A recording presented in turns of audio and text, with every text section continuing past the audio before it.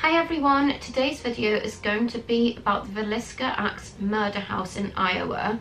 This is one of the most famous haunted houses in the whole of the United States, and I can't wait to share it with you. My name is Samantha and let's get into this video.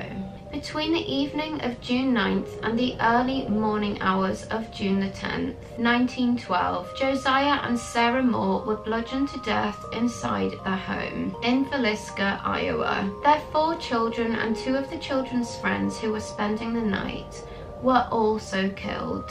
All 8 victims, including the children, had severe head wounds which were caused by an axe.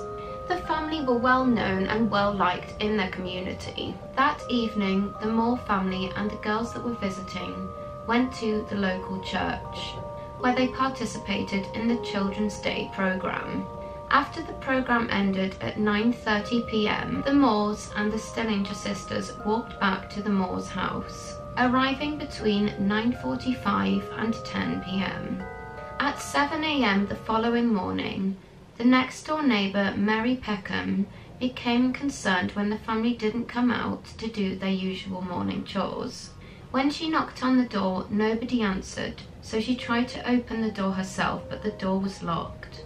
This was at a time when people often didn't actually have locks on their doors. She let the Moore's chickens out and then called Ross Moore, who was Josiah Moore's brother.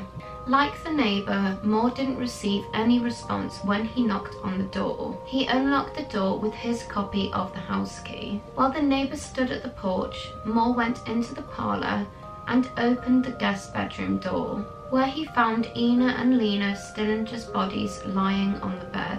Moore immediately told the neighbour to call Hank Horton, who was Villisca's primary peace officer. Horton's search of the house showed that the entire Moore family and the 2 Stillinger girls had been bludgeoned to death. The murder weapon, an axe belonging to Josiah, was found in the guest bedroom where the Stillinger sisters' bodies were found. Doctors concluded that the murders had taken place between midnight and 5 a.m. 2 spent cigarettes found in the attic showed that the killer or the killers waited patiently in the attic until the family had gone to bed. The killers began in the master bedroom where Josiah and Sarah Moore were sleeping. Josiah received many more blows of the axe than any other victim in the house.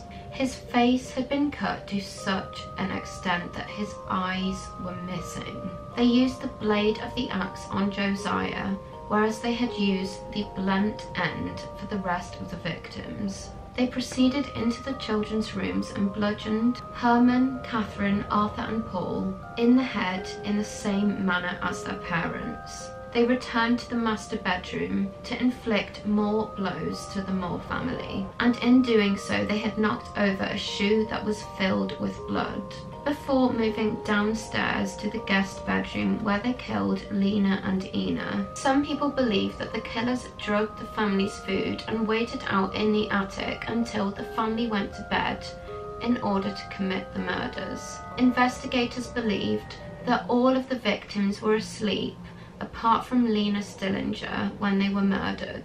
They thought that she was awake and tried to fight back as she was laid crosswise on the bed and with a defensive wound on her arm. Lena's nightgown was pushed up to her waist and she was wearing no undergarments, leading law enforcement speculation to believe that she may have been sexually assaulted before she was murdered. A lengthy investigation found several suspects, one of whom was tried twice. The first trial ended in a hung jury, and the second ended in an acquittal. This crime remains unsolved to this day. Their house is considered to be one of the most haunted houses in the country, and guests are drawn to it. People pay $400 just to spend one night here. On the Villisca Axe Murder House website, it states the following: tours have been cut short by children's voices, falling lamps and moving ladders, and flying objects.